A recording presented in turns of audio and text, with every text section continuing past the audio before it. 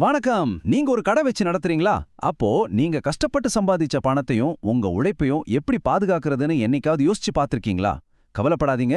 இன்னைக்கு நாம shop keepers insurance, அதாவது நம்ம கடைக்காரர் காப்பீடு பத்தி தான் விலாவாரியா பார்க்க போறோம். இது உங்க பிசினஸ்க்கான ஒரு பாதுகாப்பு கவசம் மாதிரி. வாங்க, இதுக்குள்ள என்ன இருக்குன்னு முழுசா தெரிஞ்சு. சரி, ஒரு நிமிஷம் சும்மா கற்பனை பண்ணி பாருங்க. நீங்க தினமும் கண்ணும் கருத்துமா பார்த்து பார்த்து நடத்துற உங்க கடை நாளைக்கே திடீர்னு ஒரு ஆபத்து வந்தா என்ன ஆகும்? ஒரு திருட்டு, இல்லனா ஒரு தீ விபத்து, ஏன் ஒரு பெரிய மழையால வெள்ளம் வந்தா கூட என்ன செய்வீங்க? இந்த மாதிரி நாம கொஞ்சம் கூட எதிர்பார்க்காத விஷயங்களுக்கு நாம நிஜமாவே தயாரா இருக்கோமா?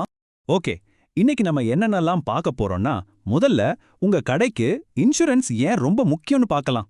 அப்புறம் இந்த ஷாப்கீப்பர்ஸ் இன்சூரன்ஸ்னா என்ன, இது யாருக்கெல்லாம் பொருந்தும், இதுல என்னென்னலாம் கவர் ஆகும், ஒருவேளை தேவைப்பட்டா எப்படி கிளைம் பண்றது, கடைசியா இது எப்படி உங்க உழைப்பையே பாதுகாக்குதுன்னு எல்லாத்தையும் ஒன்னொன்னா பார்க்கலாம். சரி வாங்க, முதல் பகுதிக்குள்ள போலாம். ரொம்ப அடிப்படையான ஒரு கேள்வி. நம்ம கடைக்கு எதுக்குங்க இன்சூரன்ஸ்? நிறைய பேர் இன்சூரன்ஸை ஒரு தேவையில்லாத செலவா பார்க்கறாங்க.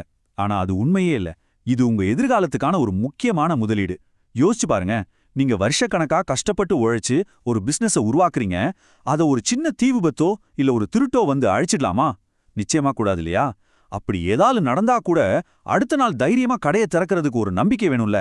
அந்த நம்பிக்கையை தான் இந்த இன்சூரன்ஸ் கொடுக்குது. அது கொடுக்குற மன அமைதிக்கு விலையே கிடையாது. ஓகே, நம்ம கடைக்கு ஒரு பாதுகாப்பு தேவைங்கிறத இப்போ நல்லா புரிஞ்சுக்கிட்டோம். சரி, அந்த பாதுகாப்பை கொடுக்குற ஷாப்கீப்பர்ஸ் இன்சூரன்ஸ் அப்படின்னா என்ன? வாங்க அதை பத்தி இப்ப தெளிவா பார்க்கலாம். சுருக்கமா சொல்லணும்னா, இந்த ஷாப்கீப்பர்ஸ் இன்சூரன்ஸ்ங்கிறது நம்மள மாதிரி சின்ன மற்றும் நடுத்தர சைஸ்ல கடை வச்சு நடத்துறவங்களுக்காகவே பிரத்யேகமா உருவாக்குன ஒரு ஆல் இன் ஒன் பேக்கேஜ். அதாவது உங்க கடைக்கு வரக்கூடிய பலவிதமான நஷ்டங்கள்ல இருந்து உங்களை பாதுகாக்க தேவையான எல்லா கவரேஜையும் ஒரே பாலிசியில கொடுத்துடுறாங்க. இன்னும் சிம்பிளா புரிய வைக்கணும்னா, இத உங்க கடைக்கு கீழே விரிச்சிருக்க ஒரு பெரிய பாதுகாப்பு வலை மாதிரி நினைச்சுக்கோங்க. பிசினஸ்ல நாம எப்போ வேணா தடுமாறலாம் இல்லையா? அப்படி எதிர்பாராத விதமா ஏதாவது பிரச்சனை வந்து நீங்க தடுமாறும் போது இந்த வலை உங்களையும் உங்க வியாபாரத்தையும் பத்திரமா தாங்கி பிடிச்சு எந்த சேதாரமும் இல்லாம காப்பாத்திடும். சரி, இந்த பாதுகாப்புகளை ரொம்ப நல்லா இருக்கு. ஆனா இது யாருக்கெல்லாம் கிடைக்கும்? எந்த மாதிரி கடைகளுக்கு இது பொருந்தும்? வாங்க பார்க்கலாம். நீங்க ஒரு மளிகை கடை நடத்துறீங்களா? இல்ல ஒரு bakery, stationery shop, medical shop, ஏன் ஒரு சின்ன ஹோட்டல் நடத்தினா கூட, அதாவது பொதுவா சில்லறை வர்த்தகம் செய்யற சின்னதிலிருந்து நடுத்தரமான கடைகள் எல்லாத்துக்குமே இது பொருந்தும். உங்க கடை இதுல ஏதாவது ஒண்ணுன்னா நிச்சயமா இது உங்களுக்கு ரொம்பவே உதவியா இருக்கும். ஓகே, இப்ப நாம ரொம்ப முக்கியமான ஒரு பகுதிக்கு வந்திருக்கோம். இந்த இன்சூரன்ஸ்ல எதுக்கெல்லாம் பாதுகாப்பு கிடைக்கும், அதே சமயம் எதுக்கெல்லாம் கிடைக்காதுங்கிறத நாம தெளிவா தெரிஞ்சுக்கணும்.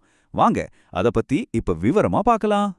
ஒரு பாலிசி எடுக்கிறதுக்கு முன்னாடி அதுல என்னெல்லாம் கவர் ஆகுது, என்னெல்லாம் கவர் ஆகாதுன்னு தெரிஞ்சுக்கிறது ரொம்ப அவசியம்.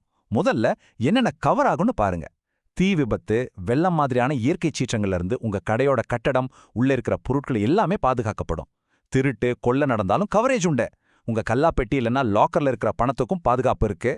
ரொம்ப முக்கியமா உங்க கடைக்கு வர வாடிக்கையாளருக்கு எதிர்பாராத விதமா ஏதாவது விபத்து நடந்தா அதுக்கும் பாதுகாப்பு கிடைக்கும். இப்போ எதுக்கெல்லாம் பாதுகாப்பு இல்லைன்னு பார்த்தா, நாமளே வேணும்னு நம்ம கடைக்கு சேதம் விளைவிச்சா அதுக்கு கிளைம் கிடைக்காது. அதே போல போர், தீவிரவாத மாதிரியான அசாதாரண சூழல்களுக்கும் கவரேஜ் இல்ல. காலப்போக்குல பொருட்கள் ஏற்படுற சாதாரண தேய்மானத்துக்கும் உங்ககிட்ட வேலை பார்க்குறவங்களே திருடிட்டா அதுக்கும் பொதுவா பாதுகாப்பு கிடையாது. சோ இதையெல்லாம் மனசுல வச்சுக்கணும். சரி, கடவுள் புண்ணியத்துல அப்படி ஒரு நிலைமை யாருக்கும் வரக்கூடாது. ஆனா ஒருவேளை இந்த இன்சூரன்ஸை பயன்படுத்த வேண்டிய ஒரு சூழல் வந்துட்டா, அப்போ என்ன செய்யணும்? பதட்டப்படாம எப்படி சரியா கிளைம் பண்றதுன்னு இப்ப ஸ்டெப் பை ஸ்டெப்பா பார்க்கலாம். பயப்படாதீங்க, இது ரொம்ப சுலபமான ஒரு வழிமுறை தான்.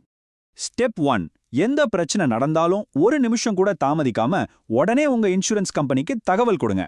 ஸ்டெப் 2, திருடு இல்ல பெரிய சேதம்னா கண்டிப்பா போலீஸ்ல ஒரு எஃப்ஐஆர் பதிவு பண்ணணும். ஸ்டெப் 3, நடந்த சேதத்தை எவ்வளோ முடியுமோ அவ்வளோ போட்டோ, வீடியோ எடுத்து ஆதாரமா வச்சுக்கோங்க. இது ரொம்ப முக்கியம். ஸ்டெப் 4, கிளைம் ஃபார்மை சரியா நிரப்பி தேவையான எல்லா டாக்குமெண்ட்ஸையும் சேர்த்து சப்மிட் பண்ணுங்க. கடைசி ஸ்டெப், இன்சூரன்ஸ் கம்பெனிலிருந்து சர்வேயர் விசாரணைக்கு வருவார்.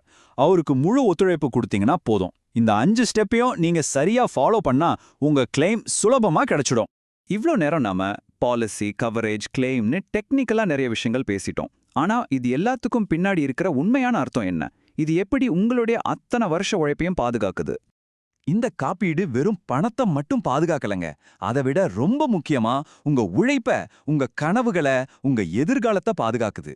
நம்ம முதலீடு பத்திரமா இருக்குங்கிற ஒரு தைரியத்தோட நீங்க எந்த கவலையும் இல்லாம உங்க தொழிலை நிம்மதியா நடத்தலாம். அதுதான் இது கொடுக்கிற மிகப்பெரிய பாதுகாப்பு. அப்போ கடைசியா இந்த கேள்வி உங்ககிட்ட தான்.